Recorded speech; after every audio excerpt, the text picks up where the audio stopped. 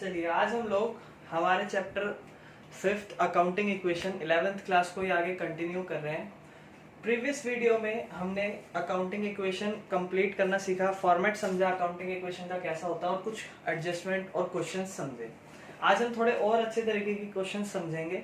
एक क्वेश्चन है जिसको मैं करा नहीं रहा बट मैं समझा रहा हूँ और अगला हम एक फुल फ्लैप क्वेश्चन करेंगे। जो क्वेश्चन है इलस्ट्रेशन, उसमें फर्स्ट एंट्री है इंटरेस्ट। उसमें क्या है ना, आपसे सिर्फ पूछ रहा है इफेक्ट कहाँ पड़ेगा, आपको बनाने के लिए भी नहीं बोला। बोला आपसे इफेक्ट कहाँ कहाँ पड़ेगा बताइए। फर्स्ट है interest due but not received. Interest due but not received 500 रुपए।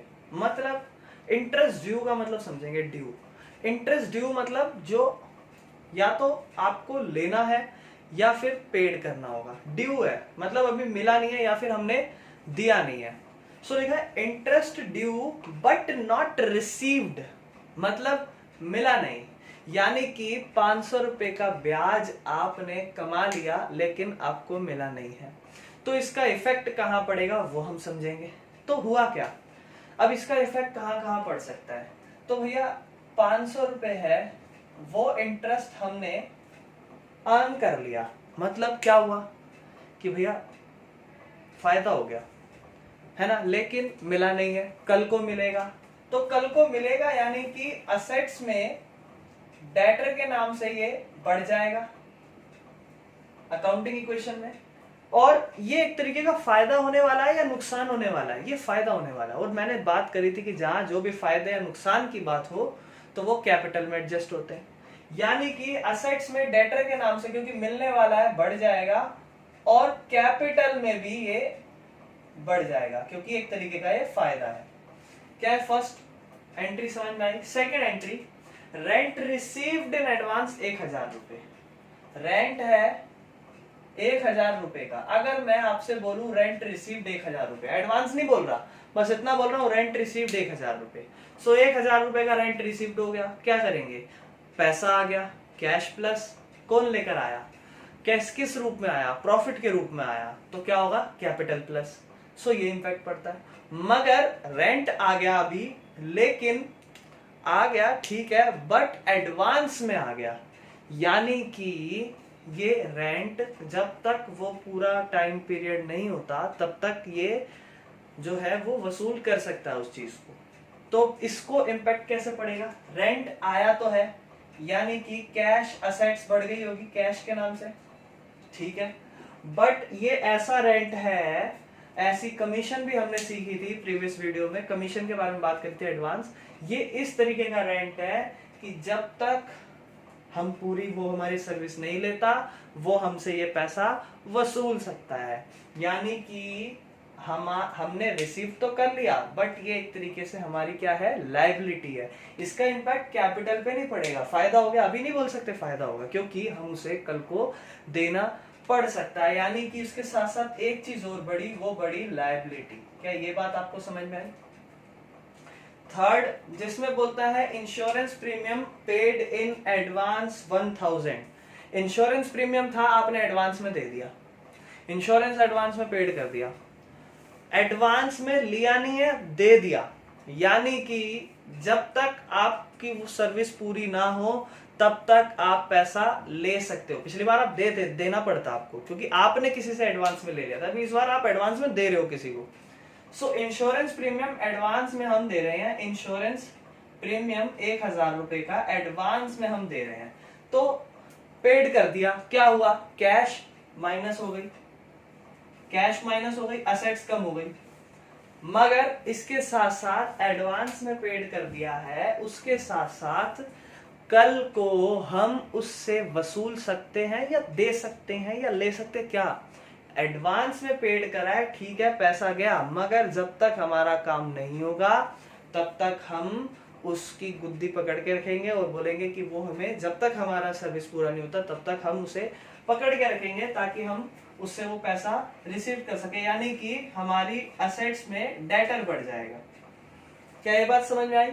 Next last, salary due but not paid. Receive नहीं है, पेड है। मतलब सैलरी ड्यू थी, ड्यू मतलब कि या तो लेनी होगी या देनी होगी, बट नॉट पेड। पेड से पता चल गया यानी कि देने वाली सैलरी थी, 2000 रुपए की सैलरी थी जो ड्यू थी मगर दी नहीं, 2000 रुपए की सैलरी जो ड्यू थी मगर दी नहीं, मतलब कि आपको किसी को सैलरी देनी थी। अगर आप किसी को सैलरी पेड करते थे तो क्या करते हैं, कैश माइनस और capital minus, simple.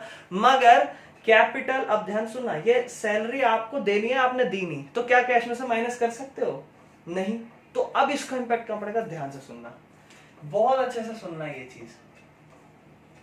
Salary due मतलब उधारी बढ़ चुकी है ना, इतना तो समझ में आ रहा होगा। एक जगह तो आप इंपैक्ट बता ही दोगे कि भैया लायबिलिटी बढ़ चुकी है, क्योंकि पेड करनी है ना, लेकिन आपने पेड भी नहीं करी, तो आप कैश में से माइनस भी नहीं कर सकते, तो कहां है दूसरी तरफ फर्क डालें भैया। हमें पता तो है कि हमारा लायबिलिटी बढ़ चुका है, नुकसान हो चुका है। मैंने जो बात बोली दोबारा बोलना, यही आंसर है। मैंने ये लाइन बोली, नुकसान हो चुका है, पेड नहीं करा, पेड नहीं करा, लायबिलिटी बढ़ी हुई है, लेकिन क्या फर्स्ट लाइन बोली, नुकसान, नुकसान हो चुका है मतलब हो गया, तो कैपिटल में से माइनस कर दो, क्योंकि नुकसान हो चुका है, आपको देना ही पड़ेगा। सो कैपिटल आपकी माइनस हो चुकी है, ठीक है ना, समझ में आया ये। सो ये कुछ एंट्रीज थी जिनमें बात की गई। अब हम आगे कुछ और क्वेश्चन भी करेंगे जिसमें हम इन चीजों की बात करेंगे। सो अभी इसको समझ लो ये बातों को, इसके बाद में अगला इनको रब करके अगले क्वेश्चन पर चलता हूं। चलिए अब इसके कुछ क्वेश्चन स्टार्ट कर लेते हैं। सो एक इलस्ट्रेशन है जिसमें बेसिकली आपको बोला है कि बैलेंस शीट तैयार करो, अकाउंटिंग क्वेश्चन बनाओ, बैलेंस शीट तैयार करो। हम बैलेंस शीट तो सोच के ही बना लेंगे, पहले क्वेश्चन कर लेते हैं, अकाउंटिंग इक्वेशंस बना लेते हैं, ठीक है ना। फॉर्मेट आपको पता ही होगा अकाउंटिंग इक्वेशन का, assets is equal to liability plus capital. यहां हम सारी ट्रांजैक्शन लिखते हैं, serial number. So first transaction को स्टार्ट करते हैं। First transaction says Manu started a business with cash. Manu ने बिजनेस स्टार्ट किया कैश में, 1 लाख रुपए, बस इतना ही बोला। सो क्या हो जाएगा, कहाँ इंपैक्ट पड़ेगा, कैश आया, कैश प्लस असेट्स का हिस्सा 1 लाख रुपए, उसके साथ साथ कैपिटल बढ़ गई 1 लाख रुपए की, कैपिटल प्लस। क्या है फर्स्ट समझ में आई। सेकंड एंट्री, अच्छा उसने उसी के बाद देखो क्या करा, उसी के साथ एक एंट्री की बात और कर दी, and open a bank account and transfer from his 4 lakh from his saving accounts. तो उसने क्या करा, उसी के देखो एंट्री मैंने पूरी पढ़ी नहीं, इसी के बाद यही लिख दिया, फर्स्ट एंट्री भी इसी में है कि उसने क्या करा, 1 लाख रुपए की कैपिटल लाया कैश में, एंड उसके बाद बोलता है and open a bank account, एक बैंक अकाउंट ओपन करा और उसमें पैसा डाल दिया 4 लाख रुपए।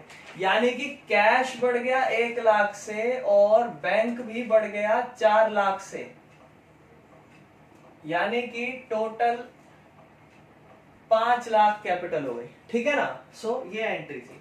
Second entry, purchase a building from Sohan of ₹12 lakh paid by taking a loan from SBI। ये बहुत अच्छे से समझना, एक बिल्डिंग परचेज करी 12 लाख रुपए की, ठीक है, 12 लाख की बिल्डिंग परचेज 12 लाख। अब देखो इतना तो बैंक में पैसा नहीं है, तो क्या करा, SBI से लोन ले लिया, SBI बैंक से, ठीक है ना, और लोन लेकर पूरा SBI से पूरा 12 लाख रुपए का, और अच्छा देखो बताया है 12 लाख रुपए की बिल्डिंग परचेज करी है, ध्यान से सुनना, 12 लाख रुपए की बिल्डिंग परचेज करी है और SBI से लोन लिया है 10 लाख रुपए, ठीक है ना।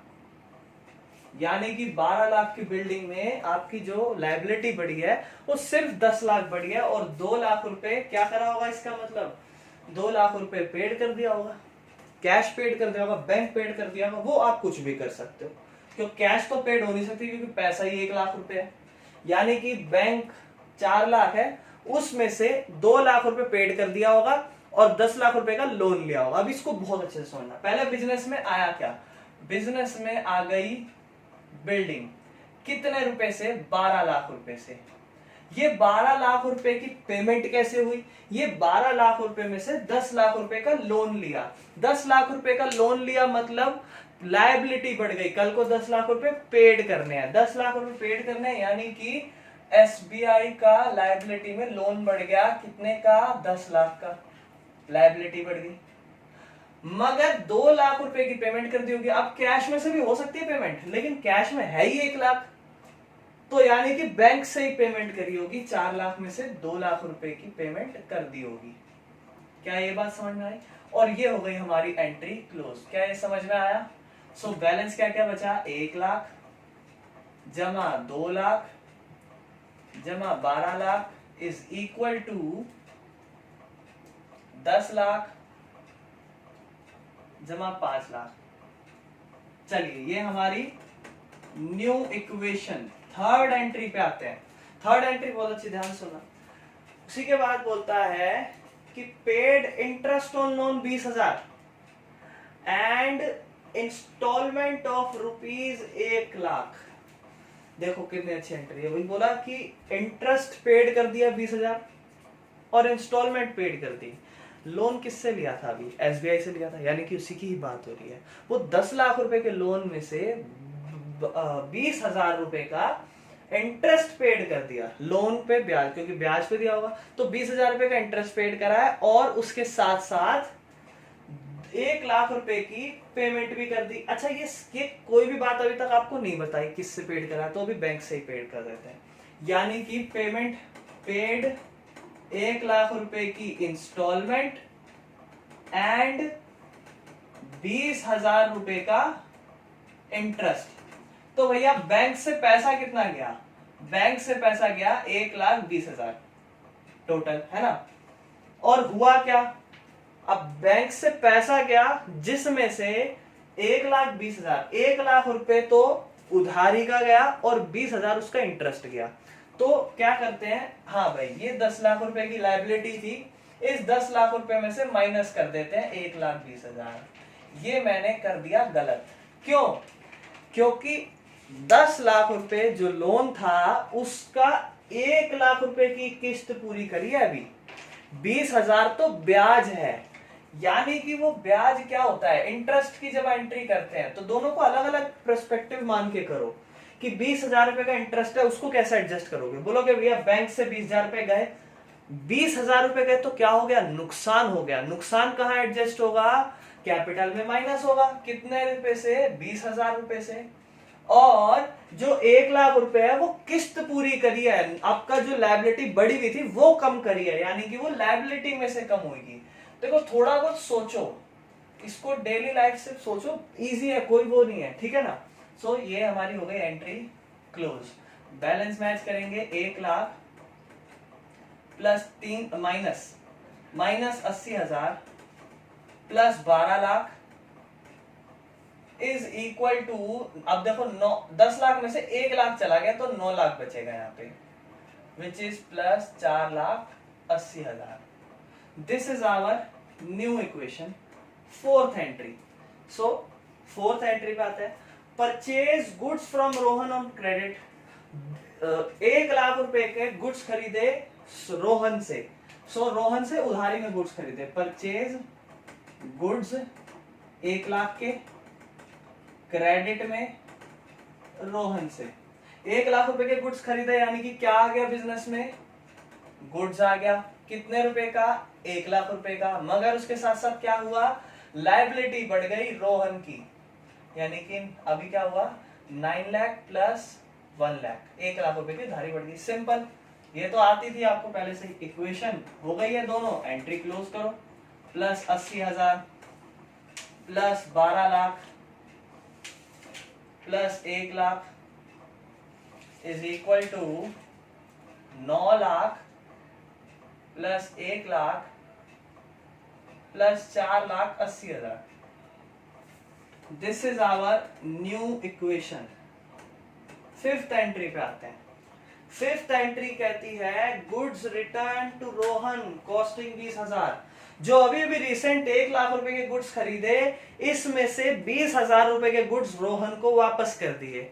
मतलब जो अभी अभी गुड्स खरीदा उसमें से वापस कर, रिटर्न कर दिया, गुड्स रिटर्न, परचेज रिटर्न, है ना। तो क्या होगा, 1 लाख रुपए के गुड्स अब कितने के बच जाएंगे, 80,000 के, यानी कि इसमें से गुड्स माइनस होगा और क्या होना चाहिए, क्या हमने उसको पैसा दिया, नहीं अभी तक पैसा नहीं दिया, क्या बढ़ा हुआ था, उसकी उधारी बढ़ी हुई थी। तो खुद सोचो, जब उसके गुड्स ही अभी हमारे पास 80,000 के बचे हैं, तो क्या उसकी जो उधारी है वो 1 लाख बचेगी, नहीं। क्या होगा कि भैया अब जब गुड्स हमने तेरे को आधे वापसी कर दिए, तो हम तेरे को पैसा भी उसी गुड्स का वापस करेंगे ना जितना हमारे पास अभी पड़ा है। यानी कि गुड्स जब हमने रिटर्न करे रोहन को, तो भैया 1 लाख रुपए में से 20,000 के गुड्स माइनस हुए, उसके साथ साथ उसकी लायबिलिटी जो लायबिलिटी थी, उधारी थी, वो भी तो हम कम करेंगे। बोलेंगे अब तेरे को सिर्फ इतना रुपया देना है, क्योंकि इतने का तो हमने 20,000 रुपए का तो हमने तेरे को माल वापस कर दिया है। This is 80,000 which is equal to 9 lakh plus 80,000 plus 4,80,000। New equation, this is our new equation. 6th पे आते हैं। अब इसको बहुत ध्यान से सुनना। Sold goods costing 40,000 for 50,000 on credit to Ram. उधार में माल बेचा राम को, ठीक है, लेकिन कॉस्ट 40,000 रुपए की थी, बेचा 50,000 रुपए में, और इसके बाद कुछ बात भी नहीं करी, यानी कि कुछ ये नहीं बोला कि कैश में आ गया, कुछ नहीं, बस ध्यान से समझना, बहुत अच्छे से देखना। अगर प्रीवियस वीडियो में गुड्स का सोल्ड का नहीं समझ में आएगा तो अभी क्लियर हो जाएगा।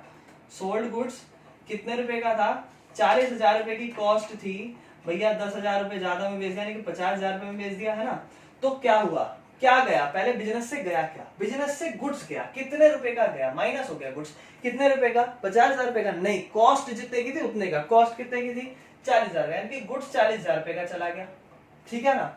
आया क्या भैया, आया नहीं, आएगा, क्या आएगा, पैसा आएगा, कब आएगा, कल आएगा, कल मतलब डेटर बढ़ गया, उधारी, कल को हमें उससे लेना है, यानी कि सोहन जो है हमारा डेटर है वो बढ़ गया, कितने रुपए से, कितना रुपया आएगा भैया, आएगा तो 50,000, लेकिन क्या है 40,000 लिखूं, नहीं भैया जितना आएगा उतना ही तो लिखेंगे, यानी कि 50,000 रुपए कल को आएगा तो पूरा 50,000 रुपए लिखेंगे, यानी कि 10,000 रुपए का अभी हुआ है हमें मुनाफा। अगर 50,000 रुपए गुड्स 40,000 में बेचते तो नुकसान होता, नुकसान को का एडजस्ट कैपिटल में, 40,000 रुपए गुड्स 50,000 रुपए में, 10,000 रुपए में ज्यादा बेच दिया, यानी कि क्या हुआ, फायदा, फायदा कहाँ एडजस्ट कैपिटल में, यानी कि 10,000 रुपए का जो हमारा मुनाफा हुआ है उसको भी हम एडजस्ट करेंगे। मैं एंट्री क्लोज नहीं कर रहा, ज्यादा जगह बची नहीं है, 7th एंट्री करते हैं। चलिए 7th एंट्री कहती है to goods from business for personal use. 10,000 रुपए के मालिक आया, बोला 10,000 रुपए के गुड्स मुझे मेरे घर के लिए चाहिए, मेरे को दे दो, यानी कि मालिक 10,000 रुपए के गुड्स ले गया और नुकसान हो गया, कल को हम मालिक से लेंगे तो मालिक की कैपिटल क्या कर देंगे, माइनस कर देंगे, ठीक है ना। सो ड्राइंग हो गई एक तरीके से, to goods for personal use, कितना 10,000 रुपए, यानी कि 10,000 रुपए के गुड्स माइनस करोगे और 10,000 रुपए की कैपिटल माइनस करोगे। क्या ये समझ में आई। 8th एंट्री पे आते हैं, बिल्कुल इजी सी थी। Next accrued interest. Accrued interest, कभी भी आपके पास सिर्फ ये वर्ड लिखा हुआ आ जाए अक्रूड इंटरेस्ट, मतलब अक्रूड ऐसा इंटरेस्ट होता है जो कमा लिया होता है मगर नहीं मिला होता, अक्रूड इंटरेस्ट, ध्यान से सुन लेना ये वर्ड, अक्रूड इंटरेस्ट मतलब कमा लिया मगर मिला नहीं है, तो क्या होगा, कल को मिलेगा। कितने रुपए का अक्रूड इंटरेस्ट है, 5,000 रुपए का, यानी कि डेटर में भी आप यहाँ पे डेटर को डेटर में ही बढ़ा सकते हो, नहीं तो फिर अलग से भी लिख सकते हो अक्रूड इंटरेस्ट, ठीक है ना। इसको डेटर में क्यों बढ़ा, अक्रूड इंटरेस्ट अलग से लिख देते हैं क्योंकि एसेट्स का हिस्सा है, कल को मिलने वाला है। तो भैया फायदा तो हो गया लेकिन पैसा भी कुछ भी नहीं आया, कल को आएगा, फायदा हो गया, कल को आएगा मतलब डेटर बढ़ गए, असेट्स बढ़ गई, लेकिन फायदा भी हो गया, फायदा मतलब कैपिटल बढ़ गई, तो फायदा हो गया 5,000 रुपए की कैपिटल बढ़ जाएगी और कल को आएगा, यानी कि ये 5,000 रुपए से बढ़ गया। अलग से बनाना, अलग से करना, ठीक है ना, समझ में आया। अगली एंट्री पे चलते हैं, commission received in advance. Commission advance में रिसीव्ड हो गई, भैया जब तक उसकी कमीशन का काम नहीं करोगे वो पैसा आपसे ले सकता है, यानी कि आपकी लायबिलिटी बढ़ गई है। पैसा तो आ गया आज, कमीशन तो रिसीव्ड हो गई, मगर पैसा तो आ गया आज, कितने रुपए से आया पैसा, 20,000 रुपए से कैश तो आ गई, लेकिन वो हमारी इस टाइम पे लायबिलिटी है, क्योंकि जब तक हम उसका काम नहीं करेंगे तो वो तब तक हमसे पैसा ले सकता है, यानी कि कमीशन रिसीव्ड एडवांस यहाँ पर आपको लिखनी होगी 20,000 रुपये, यहाँ से एडजस्ट करना होगा लायबिलिटी में। कैश रिसीव्ड फ्रॉम राम, अब राम कौन है भाई, राम की अगर आप पहले की कहीं एंट्री देखें तो राम को आपने 40,000 रुपए का माल 50,000 रुपए में बेचा था, और आज राम आता है कहता है लो जी 10,000 रुपए। क्या राम को सिर्फ 10,000 रुपए देने थे? अरे हाँ, नहीं, ये तो सिर्फ मुनाफा था, राम से तो 50,000 लेने थे। यानी कि राम ने वो 50,000 रुपए में से अभी 10,000 रुपए दे दिया, 10,000 रुपए उसकी उधारी माइनस कर देंगे और 10,000 रुपए का कैश बढ़ा देंगे। सारी एंट्री आप क्लोज कर लोगे। सो उम्मीद है आपको ये क्वेश्चन समझ में आया होगा। अभी क्या है, इस वीडियो में हमने basically interest accrued but not, ये सारी चीज, इंटरेस्ट ड्यू, तो ये सारी चीजों की बात समझी है और ये क्वेश्चन कर लेना अच्छे से। सो अगली वीडियो में हम अगला क्वेश्चन, आगे टॉपिक्स को कंटिन्यू करेंगे। सो अभी के लिए इतना ही।